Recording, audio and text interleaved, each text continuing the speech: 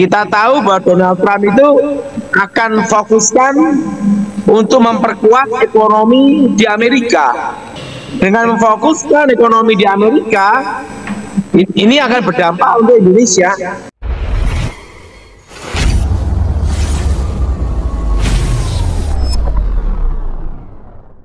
Mau tanya apa, Thomas? Ya Pak Daud, ini tentang bagaimana tentang keadaan Amerika menurut prediksi Pak Daud yang makin kesini kebijakannya dan semua kontroversial dan apa yang terjadi ke depannya Pak Daud. Tahun ini kan saya beritahu perang mata uang. Perang mata uang, ya. Perang dagang. Ini nanti dampaknya bagi ekonomi global. Bagi ekonomi global secara makro, secara makro yang berhubungan dengan sekutunya Amerika itu diuntungkan. Diuntungkan. Misalnya Pak Daud, bagi yang bukan sekutu Amerika itu dipersulit. Dipersulit Pak Daud ya. Nah, tujuannya adalah untuk bargaining, negosiasi. Kalau sampai kebijakan Trump yang berhubungan dengan mobil listrik, dia mengambil keputusan untuk kembali ke bahan bakar fosil yaitu minyak, otomatis akan mempengaruhi harga nikel di dunia. Oke. Karena baterai kan dari nikel kebanyakan. Ya, bukan kan Indonesia penghasil nikel Pak Daud? Apa? Bukannya Indonesia itu penghasil nikel? Nah, itu mempengaruhi ekspor Indonesia. Oh. Dan mempengaruhi harga nikel di dunia. Iya Pak Daud. Dan jadi tahun ini adalah tahun resesi. Saya sudah memberitahu Thomas kan. Jadi makanya dalam kondisi resesi ekonomi ini yang penting adalah pangan. Maka pangan, presiden Maka presiden harus mengutamakan tentang pangan. Pangan Pak Daud ya, untuk menjamin semua sandang pangan tercukupkan Pak Daud. Nah, jadi sekarang ini intinya presiden memfokuskan untuk swasembada pangan dulu. Ya. Dalam kondisi resesi ekonomi ini, nomor satu adalah pangan. Yes. Nah, kondisi properti akan stagnan seperti ini sampai 2 tahun. Sampai 2 tahun Pak Daud ya. Properti stagnan seperti ini sampai 2 tahun. Yes. Itu analisis ke depan saya. Ya. Ini makanya menurut analisa. Tahu untuk investasi yang berhubungan dengan surat utang negara atau surat berharga, bond dan namanya itu obligasi, lebih baik ambil jangka pendek. Ambil jangka pendek Pak Daud ya. Karena kondisi ekonomi dalam posisi secara global itu tidak baik. Oke Pak Daud. Karena ini kan tahun perang dagang, perang mata uang. Iya Pak Daud. Dan kita tahu bahwa Donald Trump itu akan fokuskan untuk memperkuat ekonomi di Amerika. Betul. Dengan memfokuskan ekonomi di Amerika, nah ini akan berdampak untuk Indonesia. Terutama nilai tukar uang. Tukar uang Pak Daud ya. Prediksi saya justru yang riskan itu di bulan Maret sampai bulan Juni-Juli. Oh, tahun ini Pak ya, di bulan Maret, Juni-Juli itu paling riskan Pak Daud ya. Karena apa? Kenapa paling riskan? Ini pandangan saya secara makro global ya. Secara ekonomi. Dengan Donald Trump mengambil kebijakan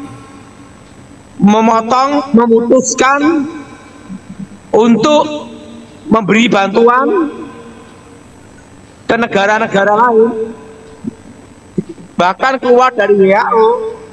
Ya, ini yang akan membuat mata uang US dollar ini menguat. karena suplainya, demand-nya terbatas. Ya. Nah, dan ini riskan untuk Indonesia. Yes. Dan Januari Februari ini adalah RUPS, rapat umum pemegang saham, untuk perusahaan-perusahaan, PT-PT semuanya, untuk audit, untuk laporan pajak untuk bulan Maret. Maret April SPT tahunan. Iya, Pak Daud. Nah, di situ secara global dilakukan semua. Ya. Gimana Thomas? Luar biasa Pak Daud. Pak Daud punya prediksi, sangat memberikan kuliah umum, pengetahuan umum. Jadi pergerakan dolar nanti fluktuatif nanti. Iya. Nah, yang pasti emas berapa tahun lagi yang 2 juta per gramnya. Wow. Tapi nggak dalam jangka dekat ini Pak Daud ya? Hah?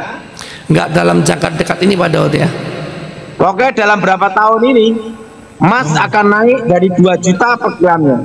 Wow, dahsyat. Ini pandangan saya ke depan. Ya.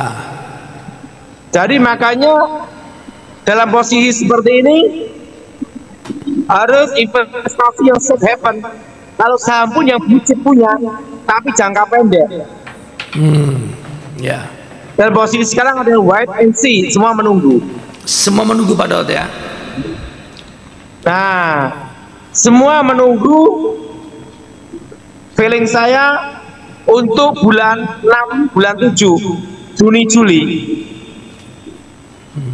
Setelah RUPS bulan Januari, Februari, laporan SPT.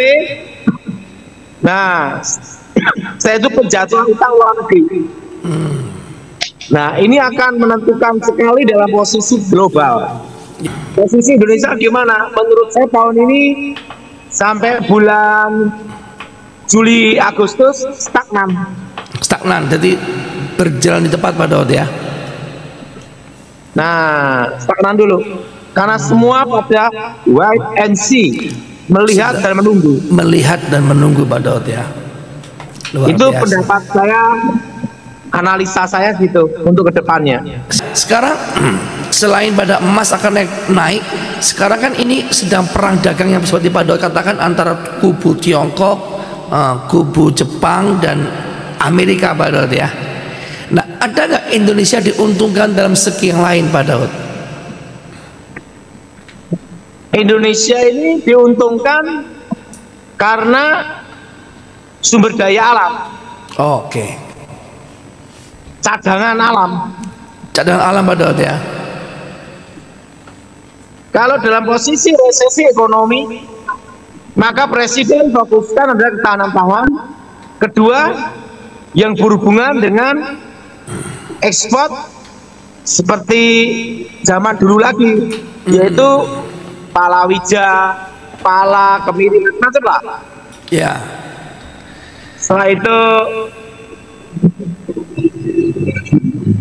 arang kelapa dan lainnya. Ya. Oke. Jadi ekspor yang berhubungan dengan hasil alam. Hasil alam Pak Daud. Tapi diolah ya. Ya. Pak Daud kan juga pernah bilang di tahun 2025 akan banyak orang stres Pak. Kan saya udah ngomong 2025, 2026. 25 ini resesi ekonomi. Jadi banyak orang stres Pak Daud ya. Yang punya utang yang stres. Haleluya. Saya bersyukur sama Tuhan ya Thomas. Ya. Saya lahir sampai umur 50 tidak ada utang bank. Wow. Jadi tidak ada utang bank dan tidak ada utang perorangan. wow, luar biasa Pak Daud ya. Jadi saya mendasari bisnis saya, bisnis to bisnis dengan dasar tanpa utang. Wow. Jadi memulai dari hal yang kecil-kecil Pak Daud ya. Berjuang, berjuang, berjuang. Ya. Tidak ada waktu yang mengatakan sudah puncak, sudah selesai. Jadi sampai detik ini saya masih berjuang. Ya, sampai Tuhan menjemput kita, Pak Daud, ya. Karena kalau kita sudah merasa puncak, merasa nyaman, disitulah timbul kemalasan. Oh, ya. Tidak ada fight untuk berjuang. Yes. Nah, makanya saya suka berjuang. Ya. Saya aja posisi ini, Thomas perlu tahu, percaya atau tidak, saya itu sudah bangun rumah, dari bangun pabrik, rumah, perusahaan minimarket, tempat sendiri ya, usaha sendiri, itu udah 30 tahun. Wow, luar biasa penyertaan. Kalau sekarang saya baru bikin perumahan. Wow, luar biasa grace-nya Dan Tuhan, saya ya. katakan masih berjuang. Masih berjuang dan tidak utang bank, Pak Daud, ya. Tidak ada kata istirahat, pensiun, sudah selesai. Yes. Karena dengan berjuang itulah kita gerak badan, olahraga, sehat. Betul, Pak Daud. Sepakat. Enjoy aja. Terima kasih sahabat khotbah populer sudah mendengarkan penjelasan hambanya Evangelis Daud Tony. Jikalau ada pertanyaan atau pernyataan silakan isi di kolom komentar. Terkait dengan dampak yang dapat ditimbulkan oleh negara-negara maju adik kuasa misalnya seperti Amerika, pasti Indonesia dapat menghadapinya. Pasti Indonesia dapat bertahan, bahkan saya percaya Indonesia bisa bersaing dan Indonesia bisa naik level. Kenapa demikian? Karena Indonesia ini negara besar, negara hebat. Negara kecil saja tetangga kita itu bisa maju loh. Yang sebenarnya sumber daya alam tidak melimpah seperti Indonesia. Why? Karena mereka tahu strateginya. Nah, bagaimana dengan Indonesia? Indonesia pasti bisa. Indonesia pasti mampu. Mengapa? Karena ada 3 hal yang berkualitas di Indonesia. Yang itu lebih dari negara-negara lain. Misalnya, sumber daya alam. Kita kaya. Kita negara yang luar biasa sumber daya alamnya. Dari Sabang sampai Merauke. Sumber daya alamnya itu melimpah, teman. Hanya saja yang mengelola ini yang harus kita cari.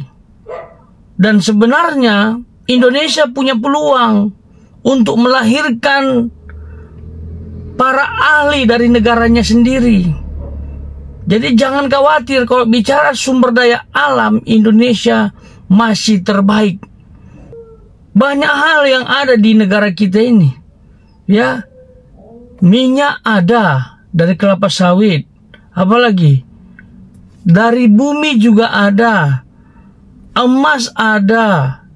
Tembaga ada. Batu bara ada. Dan lain sebagainya. Kekayaan alamnya jangan ditanya. Untuk Indonesia. Lalu yang kedua adalah sumber daya manusia. Nah, ini berkaitan dengan yang pertama tadi, sumber daya alam. Sumber daya manusia harus bisa ya mengolah sumber daya alamnya. Mengapa ada negara lain yang negaranya kecil, yang sumber daya alamnya sebenarnya tidak kaya, tidak banyak, tapi mengapa negaranya maju? Jawabannya sumber daya manusianya hebat.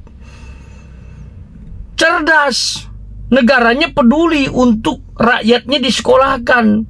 Pintar-pintar rakyatnya. Dan Indonesia juga punya itu sebenarnya. Ya, sumber daya manusianya jangan ditanya kekuatannya, kehebatannya. Hanya saja mau nggak diberdayakan? Mau nggak negara melibatkan? begitu. Sumber daya manusia di Indonesia sangat mumpuni. Ya, lebih dari cukup, banyak pakar di sini dalam segala hal. Hanya saja yang perlu diperbaiki adalah sifat arogansinya. Yang perlu diperbaiki dari SDM di Indonesia adalah sifat kikirnya, tidak puasnya, sehingga menyebabkan orang menjadi koruptor. Ini kalau udah jadi koruptor ya susah. Mau sebanyak apapun SDM-nya, sehebat apapun potensi kemampuannya, ya jadi koruptor ya susah lah. Uang negara diambil, kekayaan alam dikeruk, uangnya nggak masuk ke income atau nggak masuk ke kas. Sulit. Tapi sejatinya SDM Indonesia itu hebat-hebat loh.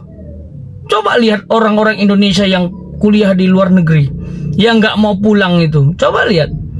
Mereka kuliah di luar negeri, lulus, nggak mau pulang. Karena kenapa? Negara lain cepat merekrut dia dengan gaji yang menjanjikan, dengan gaji yang tinggi. Apa nggak tergiur mereka? Makanya negara-negara lain yang pakai jasa potensi anak bangsa yang ada di luar negeri. Makanya pemerintah ayo rekrut terus, seperti Ibu Sri Mulyani, ya kan? Puji Tuhan mau ditarik ke Indonesia, dan siapa lagi? Pokoknya banyak deh. Ya, anak-anak Indonesia yang ahli itu tarik saja, begitu. Pasti dengan SDM yang mumpuni, yang mantap, bisa mengelola SDA supaya kekayaan alam ini tidak dikeruk. Jadi tugas negara sebenarnya membuat SDM ini betah di negaranya sendiri dan mau ambil peran untuk mengelola SDA. Dan yang terakhir, SDR. Wow, Indonesia adalah negara yang religius, negara yang mengenal Tuhan, takut akan Tuhan.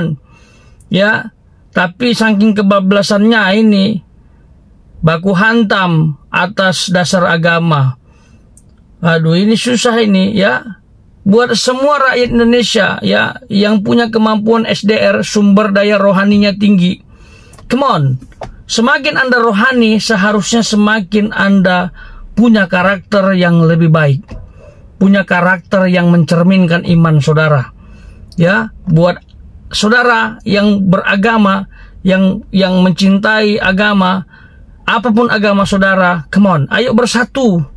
Ya, kita buktikan bahwa kita adalah bangsa yang punya keyakinan kepada Allah yang baik, kepada Allah yang benar, sehingga perbuatan kita menjadi berkat, menjadi teladan. Nah ini, kalau terus digenjot ini SDR-nya, supaya masyarakat dekat dengan Tuhan, supaya masyarakat berdoa selalu buat pemimpin dan bangsanya, dan menghasilkan karakter-karakter positif.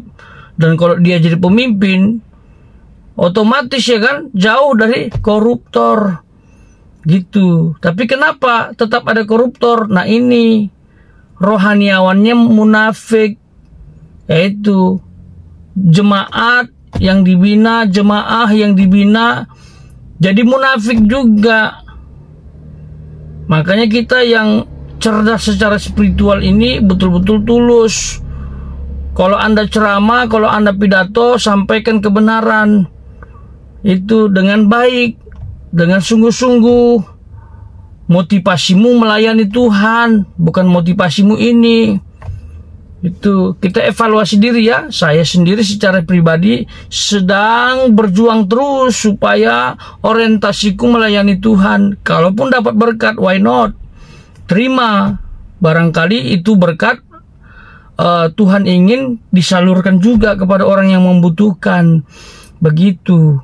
Come on, bangun terus 3 kekuatan besar di Indonesia ini. Apa itu?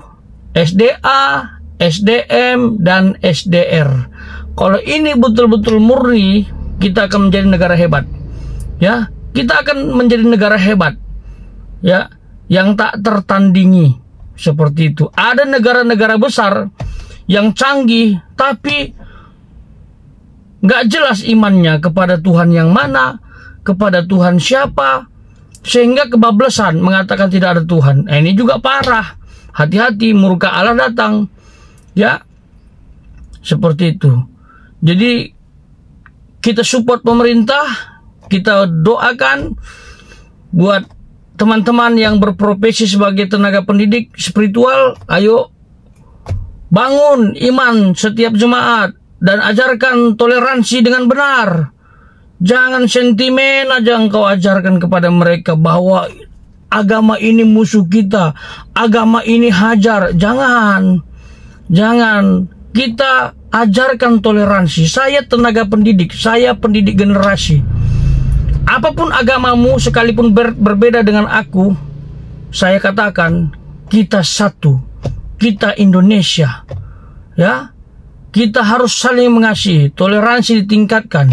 Bahkan saya bilang, apapun agamamu, saya rindu suatu ketika engkau bisa jadi presiden. Jadi intinya, untuk melihat siapa yang layak jadi presiden dan tidak, itu tidak dilihat dari agama, tapi dilihat dari jiwa toleransi yang tinggi.